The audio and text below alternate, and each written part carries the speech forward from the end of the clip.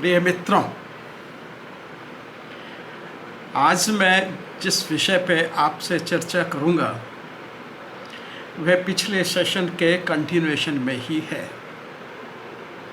और वह है जुवेनाइल डेलिक्वेंसी।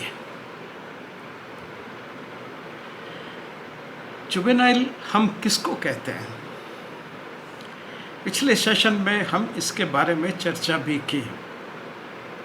लेकिन जुवेनाइल होने की एक निश्चित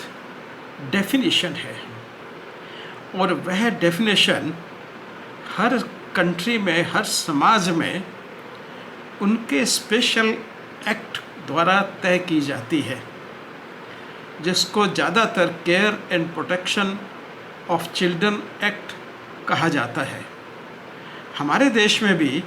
ऐसा एक एक्ट सन 2000 में अमेंडमेंट करके डाला गया था और वह care and protection act of child और चिल्ड्रन एक्ट 2000 के नाम से जाना जाता था। और इस एक्ट के अनुसार 18 साल से कम बच्चे की उम्र को जुवेनाइल कहा जाता था, लेकिन उसके बाद में इस उम्र को परिवर्तित कर दिया गया।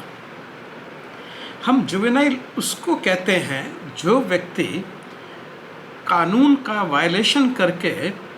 और कानून के साथ में एक टकराव की स्थिति में आ जाता है, या वो व्यक्ति कुछ क्रिमिनल एक्ट कर देता है या कुछ ऐसी हरकतें करता है जो कि कानून में मान्य नहीं हैं, यानी कि वह सीधा कानून के साथ में, लॉ के साथ में संघर्ष में आ जाता है। उसके लिए हम शब्द का उपयोग करते हैं, वह जुवेनाइल डेलिक्वेंसी कहलाता है। अब जरा थोड़ा सा जुवेनाइल डेलिक्वेंसी इसको समझने की कोशिश करें। जब कोई व्यक्ति जो कि 18 साल से कम है, वह एक संघर्ष में आ जाता है कानून के साथ में, एक अपने नॉर्मल सोशल लाइफ में, तो हम उसको कहते हैं कि वह बच्चा डेलिक्वेंट है। वह स्वयं या दूसरों के लिए या समाज के लिए एक खतरा सिद्ध हो सकता है अपने व्यवहार के कारण। इसीलिए उसको एक स्पेशल कैटेगरी में जुवेनाइल डेलिक्वेंसी में रखा जाता है या लेबल किया जाता है। ऐसी परिस्थितियां जो इसके शुरुआत के लक्षण होते हैं जुवेनाइल डेलिक्वेंसी के, वो हैं जैसे घर से अचानक भाग जाना, लोगों के साथ अत्यधिक वल्गर बिहेवियर करना, वल्गर नेम्स को प्रोनाउंस करना, गालियाँ देना और बहुत ही भद्दी गालियाँ जो कि दूसरों को बुरी लगें, इस प्रकार का व्यवहार करना, और किसी तरह की भी सेक्सुअल ऑफेंसेस जितने भी हैं प्रिस्क्राइब्ड, उनमें इन्वॉल्व हो जाना अपने हम उम्रों के साथ या बड़ों के साथ, यानी कि इल्लीगल सेक्सुअल एक्टिविटी में इन्वॉल्व हो जाना। ऐसा सब व्यवहार जिस व्यक्ति का 18 साल से कम उम्र है, उसको हम कहते हैं जुवेनाइल डेलिक्वेंसी। इसके अलावा यह चोरी भी हो सकती है, किसी के साथ में लड़ाई झगड़ा भी हो सकता है, या स्टैबिंग या गैंग क्राइम्स में बहुत सारे बच्चे इस उम्र में गैंग क्राइम्स होते हैं, खास करके अमेरिका और यूरोप में, उसमें भी इन्वॉल्व हो जाते हैं। इस परिस्थिति को भी हम जुवेनाइल डेलिक्वेंसी में ही रखते हैं। अब क्या हुआ कि समय के साथ में कुछ घटनाएं इस प्रकार हुई भारतवर्ष में कि यह सोचा गया कि जो सन 2000 के चिल्ड्रन प्रोटेक्शन एक्ट में प्रावधान थे 18 साल की उम्र का, उसमें कुछ सुधार किया जाए। कुछ इस तरह के हीनियस रेप हुए और जिसमें जुवेनाइल उम्र के यानी कि 18 साल से कम बच्चे इन्वॉल्व थे, वहाँ पे उन केसेस में ये देखा गया और ये रिकमेंडेशंस आई कोर्ट से कि इस उम्र को कम करना चाहिए, और अकॉर्डिंगली सन 2015 में इस एक्ट में बदलाव किया गया। यानी कि जो 2000 का एक्ट था, चिल्ड्रन प्रोटेक्शन एक्ट, उसमें कुछ सुधार किया गया और ये कहा गया कि 16 से 18 साल की उम्र का अगर बच्चा है तो यह कोर्ट निर्णय कर सकता है, यानी कि उस पर केस एक नॉर्मल केस की तरह चलेगा मर्डर और रेप का या नहीं, यह उसकी मैच्योरिटी के आधार पे निर्णय लेकर के और केस उस पर चलाया जा सकता है एज ए एडल्ट, यानी कि उसको एडल्ट मान करके उस पर केस चलाया जा सकता है। यानी कि 16 और 18 साल के बीच के बच्चे के अब यह निर्णय करना पड़ेगा कोर्ट को या दूसरी सारी एविडेंसेस को कंसिडर करते हुए कि उसके ऊपर एक नॉर्मल केस मर्डर का और रेप का हीनियस क्राइम और दूसरे जो हीनियस क्राइम है उन परिस्थितियों में चलाया जाए, एक नॉर्मल जो क्रिमिनल सेक्शंस है उनके अंडर में या जुवेनाइल डेलिक्वेंसी के हिसाब से उसको डील किया जाए। अंतर ये होता है कि जुवेनाइल डेलिक्वेंसी से अगर वो केस आता है तो उस केस में पनिशमेंट जो है वो जेल नहीं होती, उस बच्चे को रिफॉर्मेटरीज़ में भेजा जाता है जहाँ पे उसका सुधार किया जाता है, उसको सुधारा जाता है, जिससे कि वो आने वाला अपना जो वक्त है, समय है या जीवन है, उसको भली प्रकार से समाज के हित में जी सके, न कि समाज के लिए एक क्रिमिनल बन के। तो इसलिए ये इसका काफ़ी जुवेनाइल नहीं मानने से काफ़ी अंतर पड़ जाता है ट्रायल पर। प्रश्न ये उठता है कि आखिर जुवेनाइल डेलिक्वेंट को अलग से ट्रीट करने की या अलग से सज़ा न दे करके उनको सुधारने का प्रावधान क्यों है। ये माना गया कि जुवेनाइल जो है वह कोई जन्म से अपने साथ में क्राइम नहीं लेके आता। क्राइम जो है वो एक नेचुरल वे में पैदाइशी नहीं होता, बल्कि वह बच्चा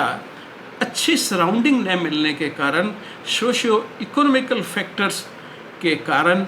और लैक ऑफ डिसिप्लिन या एजुकेशन के कारण वह ना समझ रह जाता है और अपभ्रंशित हो जाता है, यानी कि क्रिमिनल एक्टिविटीज़ में इन्वॉल्व हो जाता है बुरी संगत के कारण, पढ़ाई लिखाई न होने के कारण, और उस पर कोई किसी तरह का डिसिप्लिनरी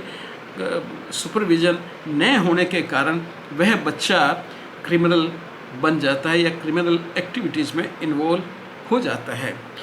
फ्रेडरिक डगलस ने कहा कि एक बच्चे को सुधारना संभव है, उसको एक स्ट्रॉन्ग चाइल्ड बना करके उसका स्ट्रॉन्ग भविष्य एज ए एडल्ट हम बना सकते हैं, लेकिन एक टूटे हुए एडल्ट आदमी को रिपेयर करना बहुत मुश्किल है। यानी कि जो जुवेनाइल है उसको सुधारा जा सकता है, उसका जो मानसिक विकास है या ब्रेन का विकास है वह पूरी तरह से कंप्लीट नहीं हुआ है, कुछ उसमें गुंजाइश है, इसलिए उसको सुधारा जा सकता है, उसका भविष्य निर्माण किया जा सकता है। 18 साल के बाद जब वो मैच्योर हो जाता है तो मैच्योर व्यक्ति को हम कुछ नहीं कर सकते। इस बात को जानने के कारण लोगों ने कहा कि नहीं, 18 साल की उम्र तक या 16 से 18 साल की उम्र से 16 साल से नीचे तक हम बच्चे को जुवेनाइल डेलिक्वेंट कहेंगे और उसको एज ए एडल्ट ट्रीट नहीं किया जाएगा। दूसरा कारण था कि जो युवा लोग हैं, किशोर लोग हैं, जो एडल्ट अभी नहीं हुए हैं, वो हमारे भविष्य की संपदा हैं, वे हमारे भविष्य को क्रिएट करेंगे, वो भविष्य में एक बहुत बड़ा रोल प्ले करने वाले हैं। इसलिए उनको सज़ा की नहीं बल्कि उनका अधिकार है कि उनको सुधारा जाए, उन्हें डिसिप्लिन, एजुकेशन और सामाजिक व्यवस्था का ध्यान दिलाया जाए, उनको पढ़ाया जाए, इस बारे में उनको रिफॉर्म किया जाए। इसलिए क्योंकि सज़ा से उस पर कोई असर नहीं होने वाला है। यह हमारी कंट्री का फ्यूचर है। उन्होंने ही इस फ्यूचर में रहना है और इस फ्यूचर को बनाना है, और उन्हीं को अगर हमने जेल में भेज दिया यानी कि हम अपने में भेज रहे हैं। यह भावना भी साथ में रही। आखिरी कारण ये था कि लोगों ने कहा कि नहीं, जब तक व्यक्ति वयस्क नहीं होता, ये पूरे समाज की एक जिम्मेदारी है, उसकी एक एथिकल जिम्मेदारी है, उसकी लीगल जिम्मेदारी है कि वह अपने अल्पवयस्क लोगों को या किशोर लोगों को उनकी केयर करे, उनको रिफॉर्म करके और अच्छे नागरिक बना करके समाज में पार्टिसिपेट करने के लिए भेजे। यह हमारा एक एथिकल जिम्मेदारी है, और उस जिम्मेदारी के अंतर्गत में उनको सज़ा देने की आवश्यकता नहीं है, उनको रिफॉर्म करने की आवश्यकता है। इस तरह के विचार पूरी दुनिया भर में हर देश प्रदेश में लोगों ने महसूस किए, और इसीलिए जो पुराने जितने भी कानून थे, उन्होंने कहा कि नहीं, जुवेनाइल डेलिक्वेंट्स को डिफरेंट तरह से ट्रीट किया जाए, उनको एक साधारण व्यक्ति की तरह नहीं ट्रीट कर सकते, क्योंकि उसमें कुछ दोष समाज का भी है। समाज ने उन्हें प्रोवाइड नहीं किया जो अच्छी परिस्थितियाँ उसको चाहती थी, मिलनी चाहिए थी, इसलिए वह अब वंचित हो गया, वो गलत रास्ते पर चल गया। अब उसको एक मौका देना और सुधारना, यह हमारा कर्तव्य है। इसलिए उन्होंने कहा कि भाई, जो उनकी प्रॉपर एजुकेशन और प्रॉपर अपब्रिंगिंग, क्योंकि यहाँ तो उनकी अपब्रिंगिंग ही नॉर्मल नहीं थी, गरीबी के कारण कह दीजिए, या ऐसे समाज में रहने के कारण, या ऐसी व्यवस्था में रहने के कारण कि उनको सही ढंग से सोशियो कल्चरल वैल्यू सिस्टम और साथ में प्रॉपर अपब्रिंगिंग जो है उस बच्चे की नहीं हो पाई, और उस बच्चे का मानसिक विकास पूरा नहीं हो पाया, वह विकसित रहा, वो विकसित पूरा नहीं हो पाया, और वह एक अपभ्रंशित बच्चे की तरह सामने आया। निश्चित रूप से जब उसका ये सब अपभ्रंशित होगा, तो वह जब जवान होगा, ये जो यंग मैन, वो जो पार्टिसिपेट करेगा अबव 18, तो वह समाज में कुछ गड़बड़ ही करेगा। इसलिए उसको सुधारना और उसको रिफॉर्मेटरी में भेजना बहुत आवश्यक था, बजाय इसके कि उसको जेल में, रेगुलर जेल में भेजा जाए। वहाँ तो उसके बिगड़ने की और भी ज़्यादा संभावना थी। हर व्यक्ति को ये माना गया, हर समाज में इक्वल और इक्विवेलेंट,